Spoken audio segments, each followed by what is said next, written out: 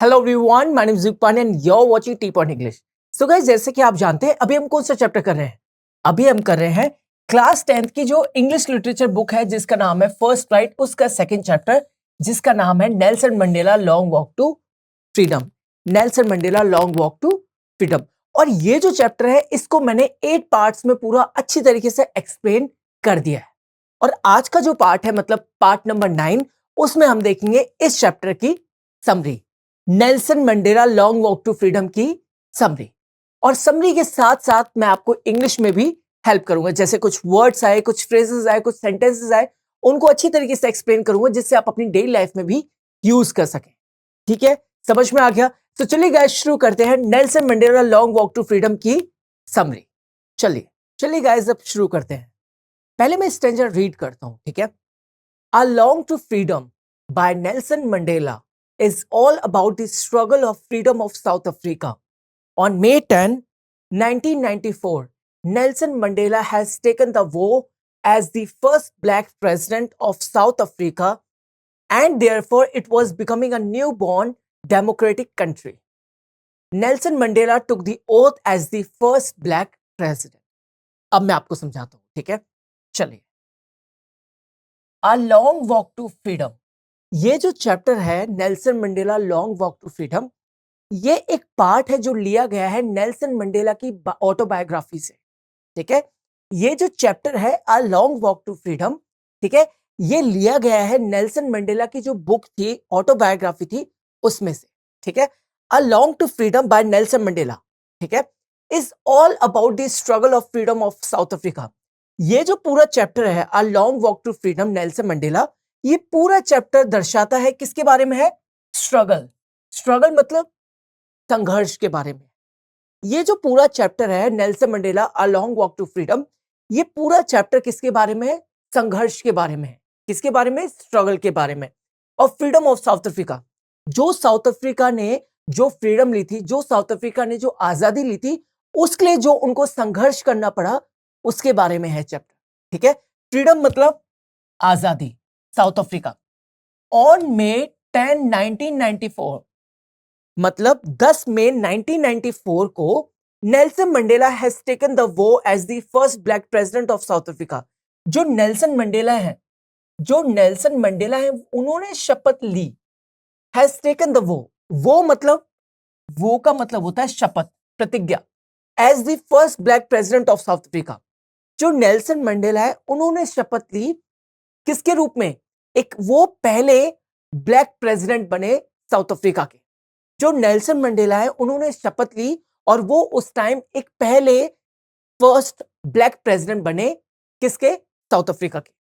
And therefore, इसी प्रकार it was becoming a new born democratic country. Therefore, इसी प्रकार जो साउथ अफ्रीका है वो एक न्यू बॉर्न मतलब नवजन्मी, न्यू बॉर्न मतलब नए नवजन्मी, ठीक है। डेमोक्रेटिक मतलब लोकतांत्रिक, डेमोक्रेटिक मतलब लोकतांत्रिक, और कंट्री मतलब देश। इसी प्रकार ये जो साउथ अफ्रीका है, ये एक नवजन्मी लोकतांत्रिक देश बन गया। ठीक है, क्या बन गया? नवजन्मी लोकतांत्रिक देश बन गया। इससे पहले इस पे किसका राज था? इससे पहले जो व्हाइट पीपल थे वो क्या करते थे? पावर में थे, अथॉरिटी में थे। Nelson Mandela took the oath as the first black president. Nelson Mandela ने टुक द ओथ, उन्होंने शपथ ली थी, कैसे? एक फर्स्ट ब्लैक प्रेसिडेंट के रूप में, एक फर्स्ट ब्लैक प्रेसिडेंट के रूप में। ठीक है, समझ में आ गया? अब कुछ वर्ड सीखते हैं इसी पैराग्राफ से, क्योंकि इंग्लिश इज ऑल्सो इंपॉर्टेंट। ठीक है, if I am reading this paragraph, it's my duty to help you out, और it's my duty to teach you some English words और सेंटेंसेस। ठीक है, चलिए, जैसे है स्ट्रगल। स्ट्रगल का क्या मतलब बताया था मैंने आपको? संघर्ष। फ्रीडम का मतलब है आजादी। ठीक है, हैज टेकन द वो, उन्होंने शपथ ली, वो मतलब शपथ, प्रतिज्ञा। ठीक है, कैसे? पहले ब्लैक प्रेसिडेंट बने किसके? साउथ अफ्रीका के। ठीक है, डेमोक्रेटिक मतलब लोकतांत्रिक, कंट्री मतलब देश, न्यूबॉर्न मतलब नवजन्मी। ठीक है, मतलब इसका मतलब है एक नए लोकतांत्रिक देश का जन्म हुआ। ठीक है, टुक द ओथ, ओथ का भी मतलब क्या होता है? ओथ का और वो का दोनों का मतलब होता है शपथ या प्रतिज्ञा, ठीक है, as the first black president, ठीक है, समझ में आ गया। चलिए गाइस अब आगे बढ़ते हैं क्योंकि अभी समरी कंप्लीट नहीं हुई है। Are you someone who wants to learn digital marketing? So you have come on the right place. So guys, ये है D Media Company where they teach digital marketing course जिसमें आपको सिखाया जाएगा SMO, SEO, affiliate marketing, Google Ads, Instagram marketing and Facebook marketing। और ये सारी चीजें आपको सिखाई जाएंगी लाइव प्रोजेक्ट से। और इस कोर्स के साथ आपको पेड इंटर्नशिप भी दी जाएगी which will help you for your future. और यही नहीं, कोर्स के खत्म होने के बाद जॉब एश्योरेंस भी रहेगी। So guys, what you are waiting for? Just grab this opportunity and make your future bright. चलिए guys, अब आगे देखते हैं। सबसे पहले मैं इस पैराग्राफ को रीड करूंगा, उसके बाद आपको आराम से समझाऊंगा। चलिए। Many dignitaries from different countries had come to be part of the most significant day. In his speech, Mandela thanked all those dignitaries. Mandela assured his countrymen that his country would never ever experience the same suppression of one by another. Democracy had been established in South Africa, and as a result, a government of no discrimination was established. ठीक है, अब मैं आपको समझा। पहली line है many dignitaries from different countries had come to be part of most significant day. अब इसको हम थोड़ा सा ब्रेक करते हैं। डिग्नेटरीज कौन होते हैं? वो लोग जो बहुत ही हाई पोजीशन होल्ड करते हैं अथॉरिटी में या पावर में, ठीक है। डिफरेंट कंट्रीज मतलब अलग अलग देश, ठीक है। सिग्निफिकेंट डे मतलब इंपॉर्टेंट दिन, महत्वपूर्ण दिन, ठीक है। अब इस लाइन का मतलब है कि बहुत सारे गणमान्य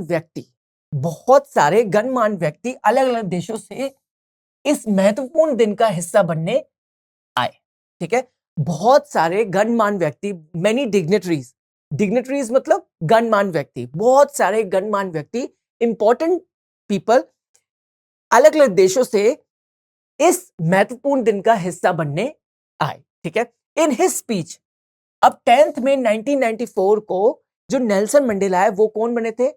फर्स्ट ब्लैक प्रेसिडेंट बने थे और उन्होंने अपनी स्पीच दी थी, ठीक है। Mandela thanked all those dignitaries, और मंडेला ने अपनी स्पीच में उन सभी डिग्नेटरीज को, उन सभी गणमान्य व्यक्ति को धन्यवाद करा, ठीक है। Mandela assured his countrymen that his country would never ever experience the same suppression of one by another. Nelson Mandela ने उस स्पीच में अपने देशवासियों को, अपने सिटीजन्स को यह दिलासा दिलाया कि आज के बाद हमारी कंट्री में वो कभी भी ऐसा अनुभव नहीं करेंगे। किसका? The same suppression of one by another, कि एक ग्रुप से दूसरे ग्रुप को दबाने का। जो नेल्सन मंडेला है उन्होंने दिलासा दिलाया अपने लोगों को, कंट्रीमैन को, कि आज के बाद वो कभी भी इस चीज को एक्सपीरियंस नहीं करेंगे कि एक ग्रुप दूसरे ग्रुप को क्या कर रहा है? दबाने की कोशिश कर रहा है। सप्रेशन मतलब दबाने की कोशिश करना, रिलीजन पे, जेंडर पे, कलर पे, इन चीजों पे, ठीक है। Democracy had been established in South Africa. जो लोकतंत्र था, जो लोकतंत्र है वो स्थापित हो गया है कहां पे? साउथ अफ्रीका में। जो लोकतंत्र है वो स्थापित हो गया था किसमें? साउथ अफ्रीका में, ठीक है। एंड एज अ रिजल्ट, और इसका रिजल्ट क्या था? A government of no discrimination was established. और उसके बाद एक ऐसी गवर्नमेंट आई, एक ऐसी सरकार आई जिसमें बिल्कुल भी डिस्क्रिमिनेशन नहीं होता था, बिल्कुल भी पक्षपात नहीं होता था, बिल्कुल भी क्या नहीं होता था? डिस्क्रिमिनेशन नहीं होता था। ऐसी गवर्नमेंट क्या हो गई थी? स्टैब्लिश हो गई थी, स्थापित हो गई थी, ठीक है। समझ में आ गया? अब कुछ वर्ड्स देखते हैं जो हमें इस पैराग्राफ से सीख सकते हैं। जैसे है डिग्नेटरीज। डिग्नेटरीज वो लोग होते हैं जो एक हाई पोजीशन होल्ड करते हैं पावर में या अथॉरिटी में। जैसे अगर हम बात करें इंडिया में डिग्नेटरीज कौन हुए? पीएम, प्रेसिडेंट, ठीक है, होम मिनिस्टर, ये कौन हुए? डिग्नेटरीज हुए। डिफरेंट कंट्रीज मतलब अलग अलग देश। मोस्ट सिग्निफिकेंट डे मतलब सबसे महत्वपूर्ण दिन, ठीक है। थैंक मतलब धन्यवाद। एश्योर्ड मतलब दिलासा दिलाया, ठीक है। और एक्सपीरियंस मतलब अनुभव। सप्रेशन मतलब दबाव, दबाना, ठीक है। डेमोक्रेसी मतलब लोकतंत्र। एस्टैब्लिश मतलब स्थापित करना। गवर्नमेंट मतलब सरकार, ठीक है। नो डिस्क्रिमिनेशन, नो पक्षपात, ठीक है। समझ में आ गया? बिल्कुल अच्छी तरीके से। चलिए गाइस अब आगे बढ़ते हैं। चलिए गाइस अब आगे देखते हैं क्योंकि अभी समरी कंप्लीट नहीं हुई है। पहले मैं इस पैराग्राफ को रीड करूंगा, उस पर आपको लाइन बाय लाइन समझाऊंगा। The people of South Africa sang two national anthems as a symbol of that day. Mandela recalled that the reason for this movement was that black-skinned people were exploited by the white people. He said that this type of suppression of people of South Africa is the origin of many stars. People must learn to hate first, because if they hate, then they can be taught to love, as love comes from the opposite circumstances. He also says that a brave man is not that who does not feel afraid but who conquers it. अब मैं आपको समझा.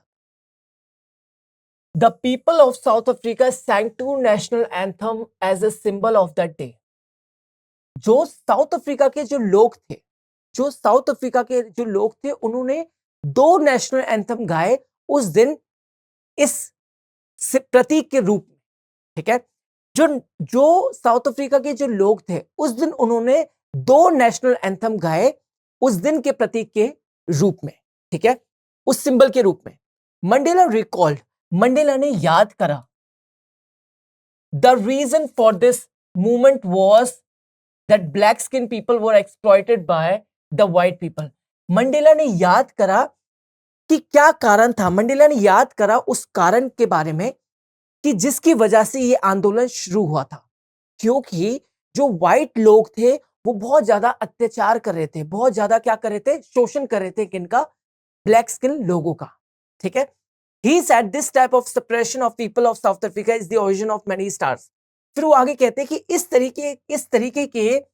इस तरीके के दबाने से south Africa में बहुत ही स्टार्स पैदा हुए, बहुत ही फ्रीडम फाइटर टाइप लोग पैदा हुए, निकले आगे. People must learn to hate first. लोगों को नफरत करना सीखना चाहिए. लोगों को नफरत करना जरूर सीखना चाहिए. बिकॉज क्योंकि इफ दे हेट, अगर वो नफरत करते हैं, then they can be taught to love, तो उनको प्यार सिखाया जा सकता है. As love comes from the opposite circumstances, क्योंकि जो प्यार है वो विपरीत परिस्थितियों से उत्पन्न होता है. He also says that a brave man is not that who does not feel afraid. फिर वो आगे कहते हैं कि ब्रेव इंसान, साहसी इंसान वो नहीं है जिसको डर नहीं लगता. ठीक है, बट हु कॉन्कर्स इट. साहसी इंसान वो है जिसको डर लगता है बट स्टिल वो उस पे हावी हो जाता है, उसको जीत लेता है. ठीक है, समझ में आ गया. अब हम कुछ वर्ड सीखते हैं इस वाले पैराग्राफ से. जैसे नेशनल एंथम मतलब राष्ट्रगान. ठीक है, रिकॉल्ड मतलब याद किया, रीजन मतलब कारण, मूवमेंट मतलब आंदोलन. ठीक है, एक्सप्लॉइट का मतलब क्या होता है, अत्याचार होना. ठीक है, शोषण होना. ठीक है, सप्रेशन का मतलब होता है दबाना. ठीक है, मेनी स्टार्स मतलब बड़े बड़े लोग, महान व्यक्ति निकल के बाहर आए. ठीक है, people must learn to hate first. इस लाइन का मतलब है लोगों को जरूर हेट करना सीखना चाहिए. ठीक है, हेट मतलब घृणा, नफरत. ठीक है, लव मतलब प्यार. ठीक है, अपोजिट मतलब विपरीत, सर्कमस्टांसेस मतलब परिस्थितियां. ठीक है, ब्रेव मैन मतलब साहसी व्यक्ति. ठीक है, अफ्रेड मतलब डर. ठीक है, कॉन्कर मतलब जीत हासिल करना. ठीक है, समझ में आ गया. मैं एक बार फिर से इसको अच्छी तरीके से समझाता हूं. जो साउथ अफ्रीका के लोग थे उन्होंने दो नेशनल एंथम गाए उस दिन के प्रतीक के रूप में. ठीक है, क्योंकि उस दिन उनका देश क्या हुआ था, आजाद हुआ था. फाइनली उनके देश में क्या हुआ, एक नॉन डिस्क्रिमिनेशन गवर्नमेंट बनी थी. जो मंडेला है वो याद करते हैं कि क्या कारण था इस आंदोलन को शुरू करने का. तो वो बताते हैं कि ये आंदोलन शुरू इसलिए हुआ क्योंकि जो व्हाइट लोग थे वो बहुत ज्यादा शोषण कर रहे थे, किस पर, ब्लैक लोगों पर, इसलिए ये आंदोलन शुरू हुआ. फिर वो आगे कहते हैं कि इस चीज को दबाने से, मतलब लोगों के ऊपर ये सप्रेशन करने से इस देश में से बहुत ही बड़े बड़े महान व्यक्ति निकले. जब व्हाइट लोग ब्लैक लोगों के ऊपर ये सप्रेशन कर रहे थे, ये दबाव डाल रहे थे, दबाने की कोशिश कर रहे थे. ठीक है, रिलीजन हुआ, जेंडर हुआ, कलर के ऊपर जब उनको दबाने की कोशिश कर रहे थे, तो उस समय बड़े बड़े महान व्यक्ति आगे आए उनसे लड़ने के लिए. ठीक है, फिर वो आगे बोलते कि लोगों को नफरत करना जरूर सीखना चाहिए, और क्योंकि अगर वो हेट करना सीख सकते हैं तो उनको प्यार करना भी सिखाया जा सकता है. ठीक है, फिर वो आगे कहते हैं कि जो ब्रेव मैन है, जो साहसी व्यक्ति है, वो नहीं है जिसको डर नहीं लगता। साहसी व्यक्ति वो है जिसको डर लगे बट स्टिल वो फाइट करे और विन करे, मतलब जीत हासिल करे। ठीक है, समझ में आ गया? बिल्कुल अच्छे तरीके से। चलिए गाइस अब आगे बढ़ते हैं। चलिए गाइस अब नेक्स्ट पैराग्राफ देखते हैं, क्योंकि अभी समरी कंप्लीट नहीं हुई है। पहले मैं इस पैराग्राफ को रीड करूंगा, उसके बाद आपको लाइन बाय लाइन समझाऊंगा। In life a man has two major obligations, first towards his family, to his parents, to his wife, and to his children. And second, on the other hand, obligations towards his country, people, and the community. Everyone fulfills his duty as per his inclination and interest. But it was very tough to fulfill in a country like South Africa. When Mandela became an adult, then he understood his freedom was only an illusion. In fact, he was the slave of exploitation. He also understood that not only he was a slave, but his other family members were also. अब मैं आपको समझाता हूं। In life, जिंदगी में, in life मतलब जिंदगी में, a man has two major obligations. एक आदमी के दो बड़े कर्तव्य होते हैं, एक आदमी की दो बड़े जिम्मेदारियां होती हैं। आगे देखते हैं। फर्स्ट टूवर्ड्स हिज फैमिली, पहली जिम्मेदारी है अपने फैमिली के, अपने परिवार के प्रति। दूसरी है अपने पेरेंट्स की, अपने माता पिता के प्रति। तीसरी अपने वाइफ की, अपनी पत्नी के प्रति। और चौथी अपने बच्चों के प्रति। And second on the other hand, और दूसरी ओर बात करें, दूसरी ऑब्लिगेशंस हैं, दूसरी कर्तव्य है, दूसरी जिम्मेदारी है टूवर्ड्स हिज कंट्री। दूसरा कर्तव्य है अपने देश के प्रति, अपने लोगों के प्रति और अपने समुदाय के प्रति। ठीक है, everyone fulfills his duty as per his inclination and interest. हर कोई इन ड्यूटी को, इन ऑब्लिगेशंस को इजिली अपने झुकाव, इंक्लाइनेशन मतलब झुकाव, और रुचि के हिसाब से फुलफिल कर लेता है, पूरा कर लेता है। But it was very tough to fulfil in a country like South Africa. But ये ड्यूटी, ये ऑब्लिगेशंस फुलफिल करना बहुत ही कठिन था एक साउथ अफ्रीका जैसे वाले देश में। When Mandela became an adult, जब मंडेला एडल्ट बने, जब वो 19 से ऊपर के हो गए थे, then he understood that his freedom was only an illusion. तब उनको समझ में आया कि जो उनकी फ्रीडम है, जो उनकी आजादी है, वो सिर्फ एक भ्रम है। इल्यूजन मतलब भ्रम है, कि जैसा उनको दिख रहा है वैसा नहीं है। फ्रीडम मतलब आजादी। इनफैक्ट असल में क्या था, he was the slave of exploitation. वो शोषण के एक क्या थे, गुलाम थे। He also understood that not only he was a slave, उनको ये समझ में आया, ही ऑल्सो अंडरस्टूड, उनको ये समझ में आया कि वो ना सिर्फ गुलाम है, but his other family members were also, कि उनके जो दूसरे फैमिली मेंबर्स थे, जो उनकी फैमिली में जो उनके भाई बहन माता पिता, वो भी क्या थे, गुलाम थे इस एक्सप्लॉयटेशन के। ठीक है, समझ में आ गया? अब कुछ वर्ड्स देखते हैं जो आप इस पैराग्राफ से सीख सकते हैं, जैसे ऑब्लिगेशंस। ऑब्लिगेशंस का मतलब होता है कर्तव्य या जिम्मेदारियां। ठीक है, फैमिली मतलब परिवार, पेरेंट्स मतलब माता पिता, वाइफ मतलब पत्नी, चिल्ड्रन मतलब बच्चे। ठीक है, कंट्री मतलब देश, पीपल मतलब लोग, कम्युनिटी मतलब समुदाय। ठीक है, और इंक्लाइनेशन मतलब झुकाव, इंटरेस्ट मतलब रुचि, टफ मतलब कठिन, फुलफिल मतलब पूरा करना। ठीक है, कंट्री मतलब देश। ठीक है, और अंडरस्टैंड मतलब समझना, फ्रीडम मतलब आजादी, इल्यूजन मतलब भ्रम। ठीक है, स्लेव मतलब गुलाम, एक्सप्लॉयटेशन मतलब शोषण। ठीक है, और फैमिली मेंबर्स मतलब जो परिवार के जो सदस्य हैं, उनको हम क्या बोलते हैं, फैमिली मेंबर्स। ठीक है, समझ में आ गया? बिल्कुल अच्छी तरीके से। चलिए गाइस अब आगे बढ़ते हैं। चलिए गाइस अब आगे देखते हैं। पहले मैं इस पैराग्राफ को रीड करूंगा, उसके बाद आपको लाइन बाय लाइन समझाऊंगा। According to him, freedom is also mandatory for them who were suppressing others in the past. They also have the right to have it. Because snatcher of others' freedom is a prisoner of the same. Thus, the oppressor is as much a prisoner as the oppressed. The oppressor too is not free. अब मैं आपको समझाता हूं। According to him, उनके अनुसार। According to him मतलब उनके अनुसार। किसके अनुसार? नेल्सन मंडेला के अनुसार। Freedom is also mandatory. आजादी बहुत आवश्यक है। फ्रीडम इज ऑल्सो मैंडेटरी मतलब आवश्यक। For them who were suppressing others in the past, उन लोगों के लिए भी जो दूसरे लोगों को दबाने की कोशिश कर रहे थे पास्ट में, अतीत में। ठीक है, आजादी बहुत ही आवश्यक है उन लोगों के लिए भी जो दूसरे लोगों को दबाने की कोशिश कर रहे थे अतीत में। They also have the right to have it, they also have the right to have it. उनके पास भी अधिकार है उस स्वतंत्रता को पाने का।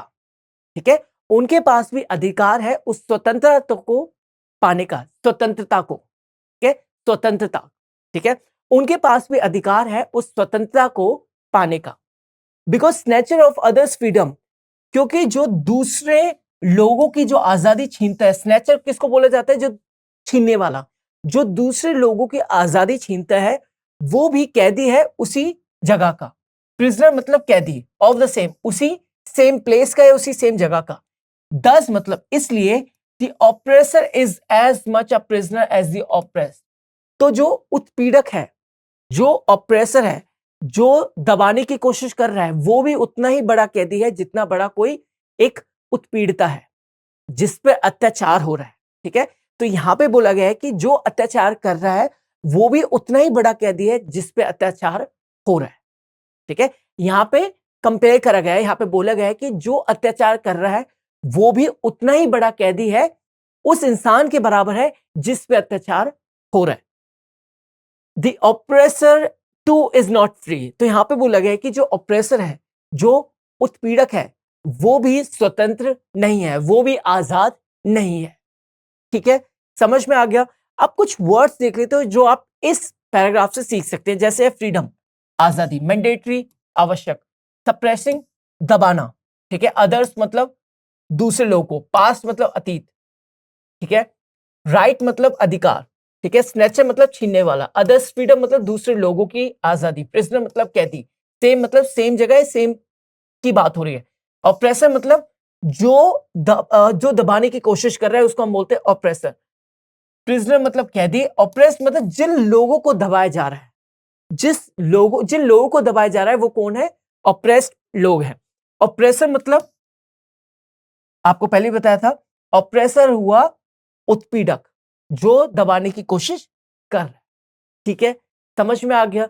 बिल्कुल। चलिए गाइस अब आगे देखते हैं, क्योंकि यहां पे तो समरी कंप्लीट हो गई है। अब हम आगे देखेंगे इस चैप्टर की कंक्लूजन।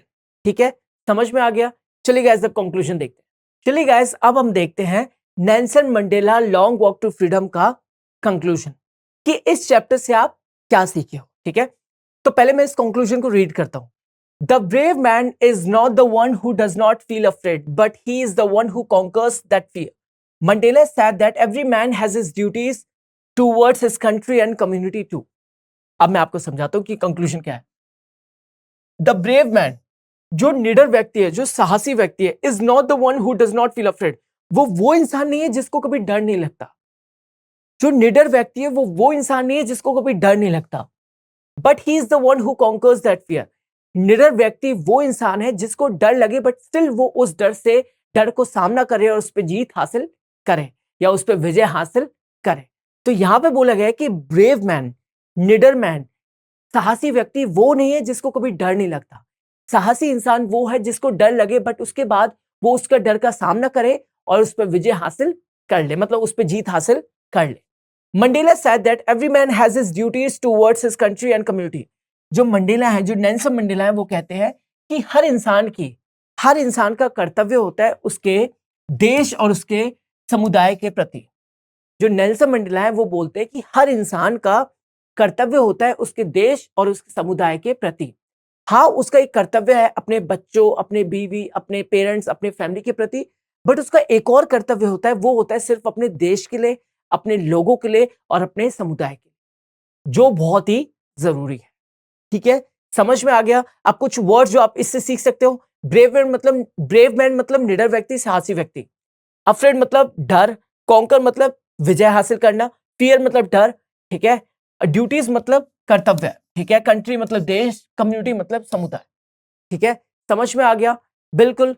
तो गाइज यहाँ पे ये समरी होती है ओवर। सो गाइज यहाँ पे ये पार्ट होता है ओवर। आई होप आपको Nelson Mandela long walk to freedom की समरी अच्छी तरीके से समझ में आई होगी और आपको ये चैप्टर भी अच्छी तरीके से समझ में आया होगा।